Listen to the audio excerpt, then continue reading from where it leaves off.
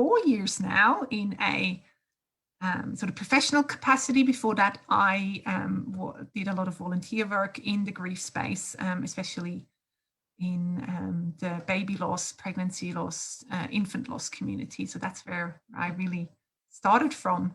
And with today's topic of, I guess, depression is something close to my heart. I'm one of the lucky people who have a proper diagnosis. Clinical depression. I acquired that at the tender age of 26. Yay me. And it's been something that has been with me, is always with me, and certainly quite present in my own life at the moment.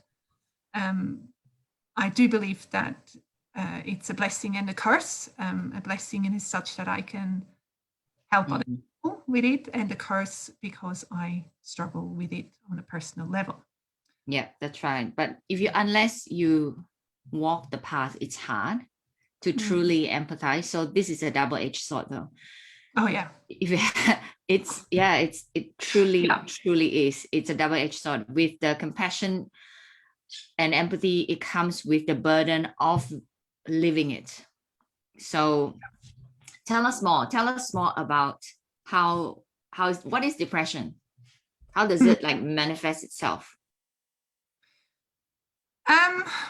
Look, to me, and I know that sounds cliche, but I'm going to go with it anyway. To me, it is like a dark cloud, or almost like a cloak that sort of surrounds me and really sucks the life out of me, and the joy and the happiness and the purpose of life, where just everything is like hard. You know, breathing is hard, and getting up is hard, and walking is hard, and being is hard. Like everything is just like, it feels just so heavy, and something that really pushes me to the ground. That's how it feels for me. Obviously, I'm not saying that's how it should feel for everybody, because we're all different. But I can, well, I would like to think I can sort of appreciate that, you know, sometimes it is a win when you just get out of bed and you get dressed and maybe you have breakfast, and that's a lot to be proud of on the that's how I see it. Yeah, because before this, we were just talking about how it felt like for me when I had depression and how fast it hits you. It could be just anything though, but the quickest thing that is taken away in that moment is hope. And then you just wonder, why am I doing this? There's no good reason. There's no evidence of hope, or you think there is no evidence of hope. And you just don't want to, that is the first thing to go, isn't it? Yeah, and that's actually something, although I did say to Karin, I try not to swear. And I say, swear away. Because when it comes to suicide prevention, I find it very problematic that certain faith-based organizations have their fingers in that pie, and they always say, oh, always hold on to hope. And I'm just like, okay, we have got to fuck off with that. Hope is very important, but it's the wrong, that's my personal opinion, but it's the wrong starting point. Yeah. You can't say to a depressed person, and a person that might consider suicide, for example, or of, I don't want to be alive anymore, that we say, oh, let's just hold on to hope. No. Yeah, because there's none. No, there is none. And that's okay. Absolutely, that's okay. Like, it just puts pressure onto people that are struggling. If we just say, oh, you just got to have hope. It's like, fuck that. Like, we don't even know what hope is. That's right. Hope, you define hope, someone else defines hope yet again differently, and that's again okay. Let's leave hope out of the picture for now. Exactly. It's got nothing to do with it. And how I manage mine is because I've had, this is a bit of self-disclosure, I've tried to talk myself a few times, right? But I failed. Clearly, I'm still here in the flesh. So clearly I failed. And that moment, on the last attempt, I realized, you know what? It's out of my hands. I tried. Yeah. This means that I have no say in it. So I felt, because I had a tube down my throat. How many times I woke up with a tube in my throat, and I'm like, okay, God damn it, I'm still here. Yeah. So I know. So in Yeah. order for me to get over that, I put something bigger than me that's outside of me. Because just now you were telling me that what stops you. Why don't you tell our viewers what stops you? So in a very dark time that I had in 2018, that was actually after I was diagnosed with multiple sclerosis, where I definitely fell quite deep into that hole of I don't want to live anymore. And, I did my research on, how could I end my life? Yeah. And I took it quite far. So for some weird reason, I was apparently really good at planning this shit. And I there's a lot of planning. Oh yeah, absolutely. That goes into, at least for me, there would be a lot of planning if I was to go ahead with an attempt. And I just realized I can't do that. Why? But I just felt quite strongly within me, I can't take it further than where I was at. And I sort of like, right, all right, I'm just going to look at my options here. I knew I didn't want to live. That was a fact. But I also realized I didn't want to die. So I decided that not dying is my starting point. Yeah. I didn't want to live, but I knew I was not going to die. Yeah. And see, that's where I feel quite strongly a lot of power and choice lies. It has still fuck all to do with hope, because I had no hope then. That's right. I knew I had something to start from. Yep. I knew was I'm not going to die. Yeah. You don't want to? I couldn't. I couldn't. Yeah, no, explain that. What do you mean by you couldn't? Because I'm sure a lot of people who are depressed, they think they want to die until the point where when you actually stop them and say, I want you to think about it. Do you really want to do it? Do you really? Yeah. You think you want to because you feel like you're shit. Yeah. But do you really?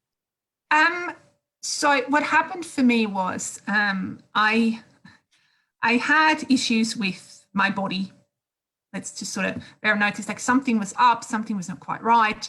But I put it down to being like, exhausted, mom of 2 young children at the time when my first sort of physical symptoms started. My children were 2 and 3.5. So like, wow, yeah. It's just like hell because they're so close together in age. So I put it down to all of that. Like I'm a mom, I'm stressed, blah, blah, blah. Yeah. But it was very persistent. So I was like, no, there's more to this. And then I started having issues with my vision. So that led from the optometrist sort of going, I don't know what's going on. I need you to see an eye doctor. And that eye doctor doing tests and saying to me, at the time, look, all I can say is your vision is abnormal. There's 3 reasons for this.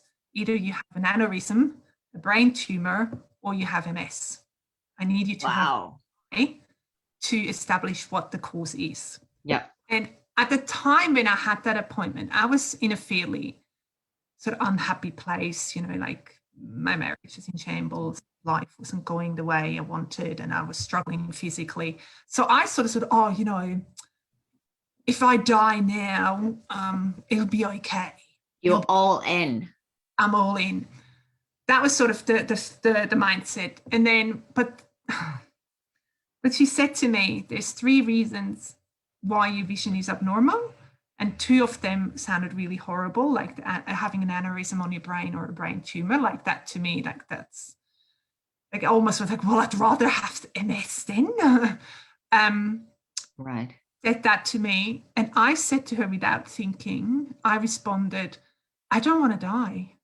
Yeah, because the other 2 options, it's leading you to death, like almost like 80% death. Yeah, that's right. Yeah. And then, she sort of went into her doctor speak, oh, no, like, let's just have the MRI. Let's find out. No one's talking about dying. I'm like, oh, okay. And and I came back to that in, you know, as I was researching sort of options for suicide. It's like, hang on, but I said to myself, I don't want to die. Like that first reaction when I was presented with scary options, my reaction was, I'm not done yet here. That's right. I felt then like I need to honor that, as much as I, in that moment, didn't want to be alive. Another part of me was sort of going, not yet. And I just came back to that. Like, I can't give you sort of like a super fancy, super inspiring story as to how I came out of it. It just was a small step of remembering that was my reaction, meaning that there is something I'm hanging on to. I don't know what it is, but it leads me to the decision of not dying right now. And as I keep on going, maybe I find what it is that I'm hanging on to. Yeah. So that time when you considered that, you know what, I've had enough. I don't want this anymore. You know, this is all shit. I'm better off dead. That time, that was the trigger when you felt that everything is falling apart. Again, I know we're not talking about hope, but again, it is the losing of hope. Yeah. Like things is going to shit. I don't want to deal with this anymore. So it's escape. Yeah. For me, a lot of the times it is escape, whether be it to escape pain of some sort. Oh, definitely for me. Pain. I actually find it really irritating when people tell me that I'm strong, because it's like, that has served me nothing. Yeah. So you did what you have to do, because to you, you're like, I did what I had to do because I had to do it. Not because I want to do it, but not because like, I feel strong and I want to go and do it. It's because I have no choice. Yeah. I have to do it. I mean, we do have choice. But it came down for me, the choices were, at my lowest point, the choices were, am I going to live or am I going to die? And that is a choice. And once I make it, there's a path. And there would have been a path of digging deeper into what kind of options do I have available, how to make this happen. Because I personally believe where there is a will, there is a way, and that applies to suicide. Oh, absolutely. And I believe I would have all that is needed within me to find a way, if I wanted to, if I chose to. But at the time, and again, I can't give you some cheesy, inspiring, tear-jerking story. At the time, it just sounded way too fucking scary. So I backed off. Yeah. Said, that is not my path. Yeah. Path didn't really sound all that great either. That's right. Down to, it's the devil you know or the one that you don't know. I know life. I don't know death, but I know life. Yeah.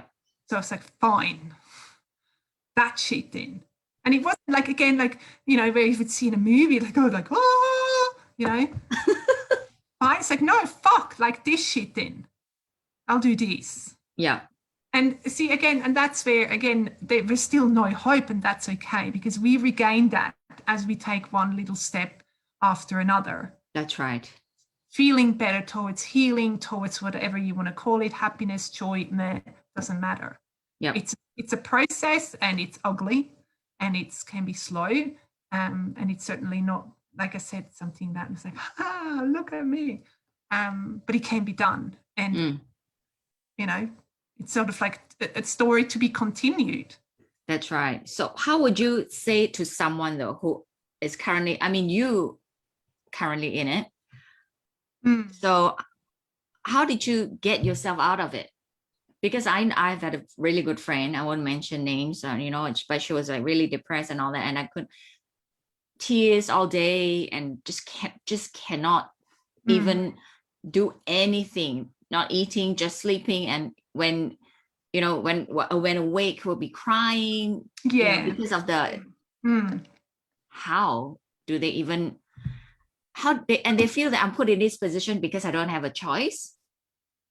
Usually, like I said, something has happened as a trigger, something is taken away, and then you you're like, if I can't have that, I'm gonna die. I'm like, no, you're not.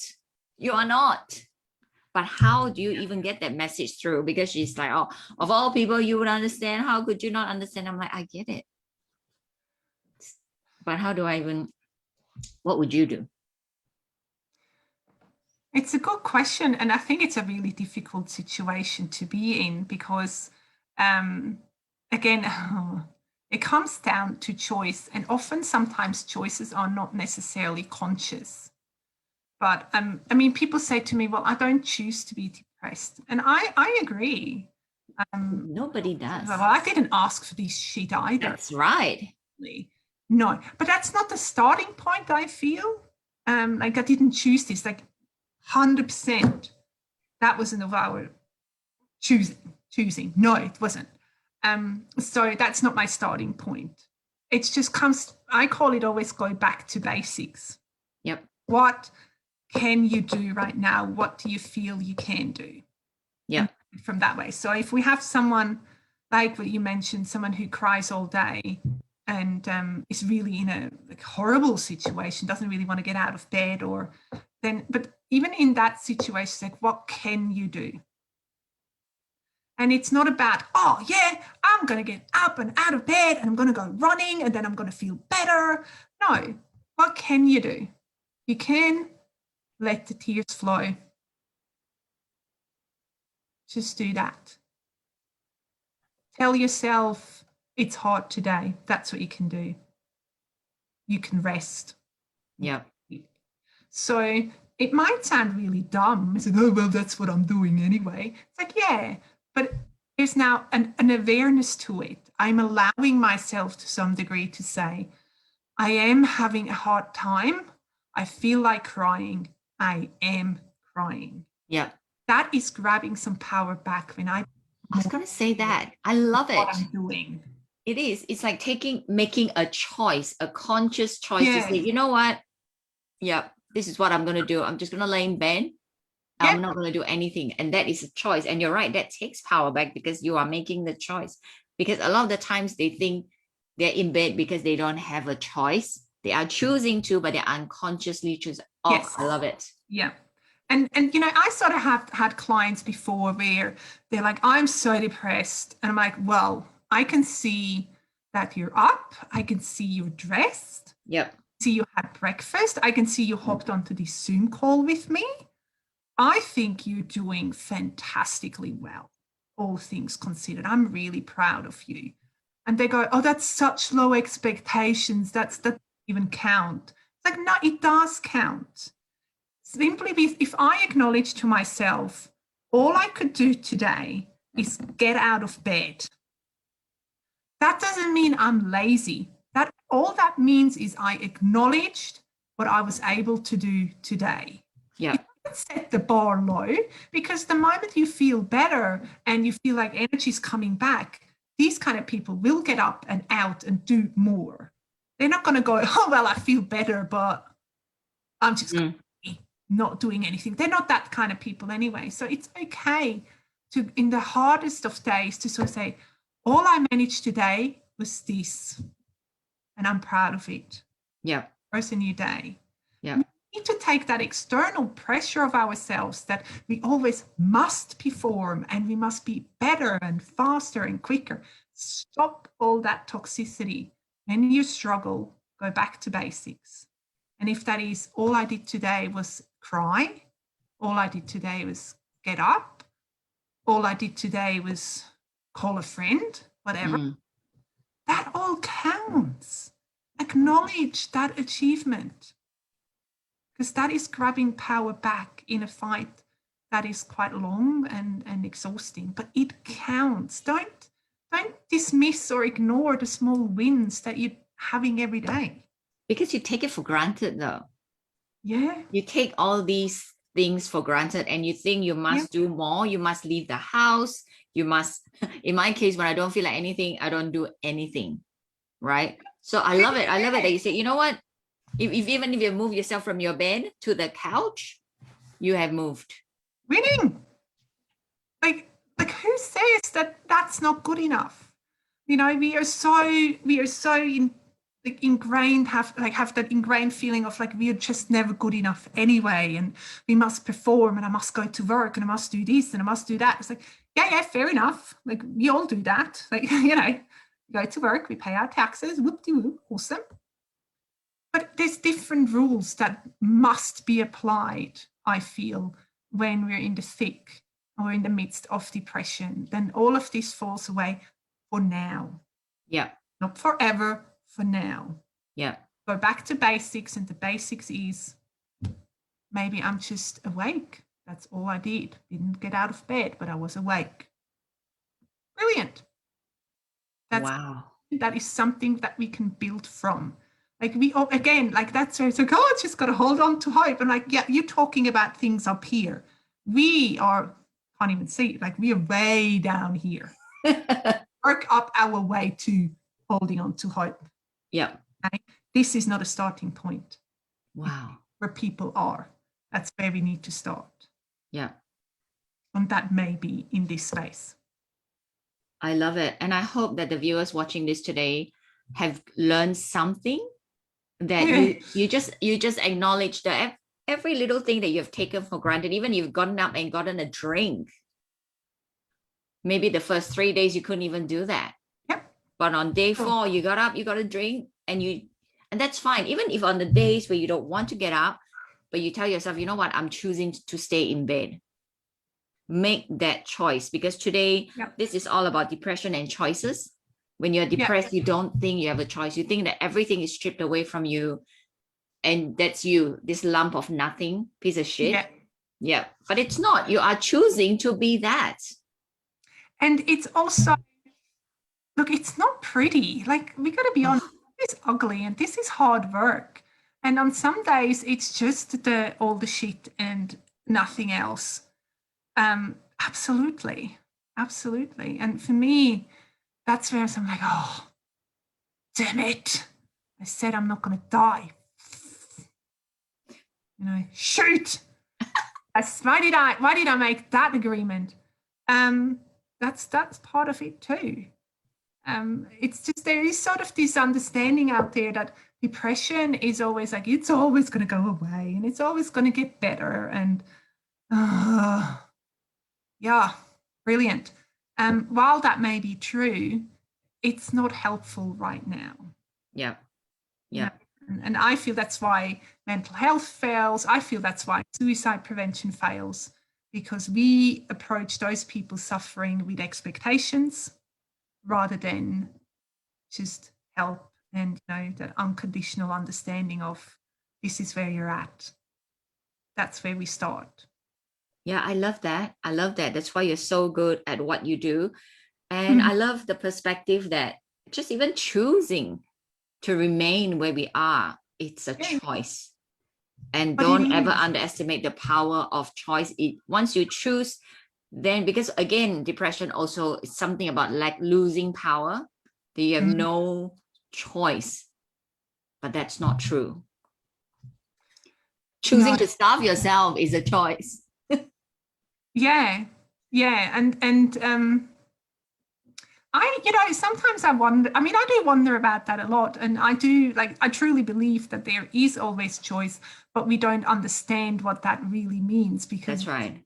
You have a choice of, do you want to be forever young, or do you want to get old, or, do you want to buy a bigger house and a bigger boat? Yeah, that's choice too. Fair enough. Or do I want to buy strawberries or raspberries? Fair enough. Choice. Brilliant. But that it comes down to a much smaller level, that things that we do on good days without thinking about it will become a choice on the hard days. And that's where the power. Absolutely. And, sometimes I actually thought to myself not too long ago, where I sort of thought to myself, why do I even bother with this life? And I could really, maybe it's really better. I'm no longer here. And I just noticed I just kept breathing. So, it's like, to some degree, I actually have not that much control over it. Something has chosen that I apparently still keep breathing. So then I was like, right, fine. fine. What can I do? What can I control? Where are my choices? You know, if you sort of sounds like maybe you're the puppet and something decides that we keep living. It's like, but I still have control, still have choice. Yeah. And I grab and hold on to that wherever I can. And once more, if that is the choice of I moved from the bed to the couch, or I went and got a drink, or I got up, and that is a choice that I made, and it counts, and it's empowering, and it's another step towards feeling better. Yeah. I love it. I love it so much. Thank you for not canceling on me, even though you feel like it. And I know that when someone is able to come and speak from the deepest part of their heart, it will reach the people it needs to reach. So I hope that the viewers today have learned something, though, that no matter how much you feel that you don't have a choice, every decision you make, whether to remain where you are in your bed, your little nest, you're choosing to be there. So you have power, you have choice. So before we wrap up, I'll just let Karin just tell you a little bit of where we can find her. If, you know, when she's in a mode to talk to anyone else, she will be available. Yeah, go. Yeah. I don't know. I mean, I'm based in Canberra physically, and I have my own grief counselling and mental health support practice where I see people either face-to-face or online as well. So I can work with anyone really who feels that's right to work with me. So you can either find me via my homepage or my email. I am on Facebook, although I'm not a big fan of social media at the moment. Yeah, she's not. But if you're maybe it's best to pop maybe my email address and maybe my website in the comments, and that would be perfect. Thank you very much. People could go from there and make a choice. Lame pun. I know. Whether you want to choose to find her on an email or, you know, on her website, it's up to you. That is a choice you can make. But thank you once again, Karin. This is very brave, and I know you don't feel like it, so I really appreciate it. So next week we'll be back. Yes, it was my choice. So. She did. She chose to come on to speak with us. So I'll see you next week with my next guest. I'll just let you go, and we'll be back next week. Bye. Bye, everyone.